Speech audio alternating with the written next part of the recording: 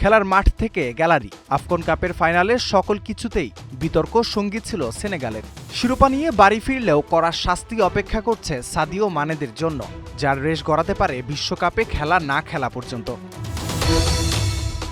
ফাইনালে রেফারির পেনাল্টির সিদ্ধান্ত হজম করতে পারেননি সেনেগাল কোচ পাপে থিয়াও। মুহূর্তেই দলকে মাঠ ছাড়ার নির্দেশও দেন। সাদিও মানে বাদে বাকি খেলোয়াড়রা কোচের নির্দেশ অক্ষরে অক্ষরে পালন করেন। শুধু সেনেগাল দলের এই কাণ্ড নয়, রাবাতে স্টেডিয়ামের গ্যালারিতেও পুলিশের সঙ্গে সংঘর্ষে জড়ান সেনেগালের সমর্থকরা। ইউরোপের সংবাদ মাধ্যম জানিয়েছে সেনেগাল ফুটবল ফেডারেশন এবং এ ঘটনার সঙ্গে জড়িত ব্যক্তিরা কড়া শাস্তি পেতে পারেন।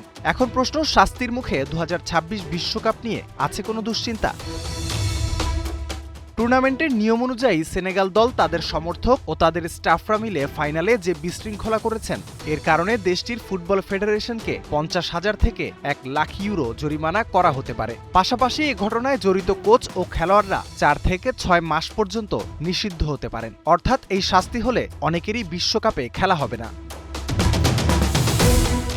ম্যাচ শেষে সেনেগালকে অভিনন্দন জানানোর পাশাপাশি ফিফা সভাপতি বলেন, দুর্ভাগ্যজনকভাবে আমরা মাঠে ও গ্যালারিতে অগ্রহণযোগ্য কিছু দৃশ্য দেখেছি। কিছু সমর্থক পাশাপাশি কয়েকজন সেনেগালিজ খেলোয়াড় ও স্টাফ সদস্যদের আচরণের আমরা তীব্রভাবে নিন্দা জানাই। এ ধরনের ঘটনার ফুটবলে জায়গা নেই এবং আমি আশা করি CAF এর সংশ্লিষ্ট শৃঙ্খলাবিধি সংস্থা যথাযথ ব্যবস্থা নেবে। আফ্রিকান ফুটবলের নিয়ন্ত্রক সংস্থা জানিয়েছে, ফাইনালে বিশৃঙ্খলা তৈরির ঘটনায় দোষীদের যথাযোগ্য শাস্তি দেয়া হবে। এখন দেখার বিষয় শাস্তির কারণে এর রেশ বিশ্বকাপে পড়ে কিনা। রাফিউল ইসলাম রাতুল, ৭১।